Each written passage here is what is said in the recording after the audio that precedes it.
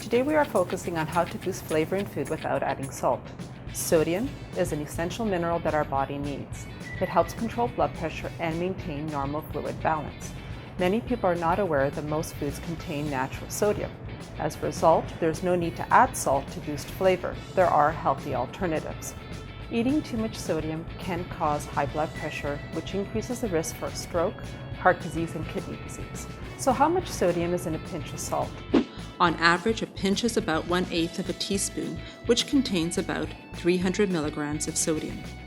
According to the Canadian Hypertension Education Program, consider reducing your sodium intake towards 2,000 milligrams per day to decrease blood pressure. If you do add a small amount of salt to your food, be sure to taste it first. An important point to remember is that although there are different types of salt which vary in flavor, coarseness, and even color, they all contain about the same amount of sodium. Over 75% of the sodium we consume comes from processed foods, fast foods, restaurant meals, packaged and ready-to-eat meals. They include deli meat, pizza, cheese, soups, and sauces.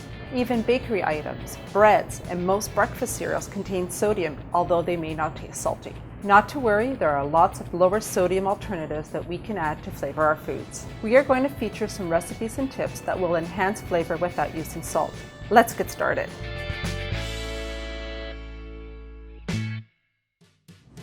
Well, today we'll be making a minestrone soup. David? Thank you. I'm going to be showing you how to make a minestrone soup that's so easy, wholesome, healthy, no salt, and let's get started. Okay.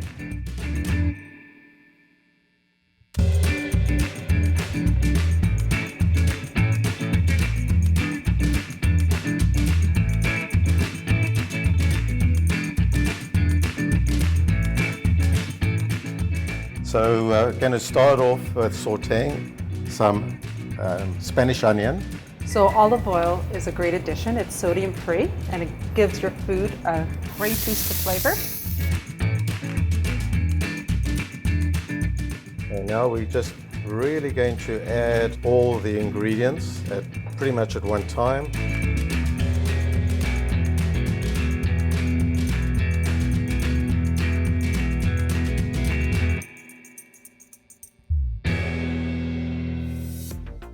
Okay, so the first thing, I'm going to pour in the broth.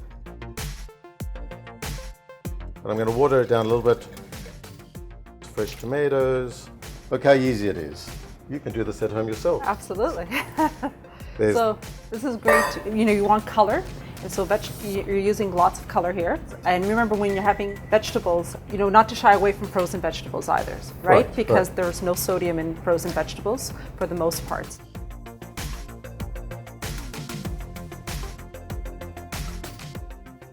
Some Greek oregano, and then my 0% sodium veggie rub to add some added flavor. So David, it's great that you use an abundant amount of herbs and spices as opposed to salt to flavor our foods. With these added seasonings that I've used, beautiful herbs, there's thyme, black pepper, dehydrated garlic, and it really just brings out the flavor. We don't need the salt, and then the oregano is just to top it off. After I've done that, and just stir it up, get it all into the soup, I'm going to add beautiful fresh garlic that I've chopped up, and I've used 3 cloves, depending on one's palate. Some people like it more garlicky, especially the Italians. Yeah. So put it in there and stir it in, and that, in terms of getting all these flavors into this beautiful, wholesome soup, we need to bring it to the boil and then let it simmer for an hour, hour and a half, and we'll have that beautiful flavor. And this is a great example. We're always encouraging people to have color on their plate. This is a one-pot meal with tons of color. Yeah, absolutely. To top it off, some people, to add to that wholesomeness, you could use some whole wheat seashells. I'm going to put it in here, bring it to the boil, and then I'll only add it right at the end, just before serving. So many people serve their soup with a piece of bread on the side. So what's important is compare your labels and make a lower sodium choice when you're choosing a bread. Alternatively, we're using pasta here. These are beautiful seashells, al dente. I boiled them up. And I'm just going to add it right at the end.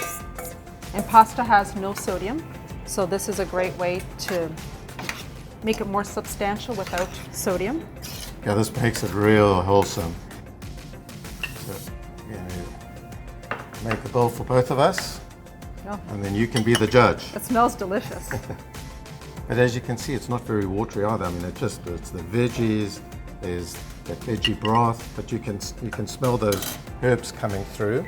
Well, it's definitely a one-pot meal. It's heart healthy.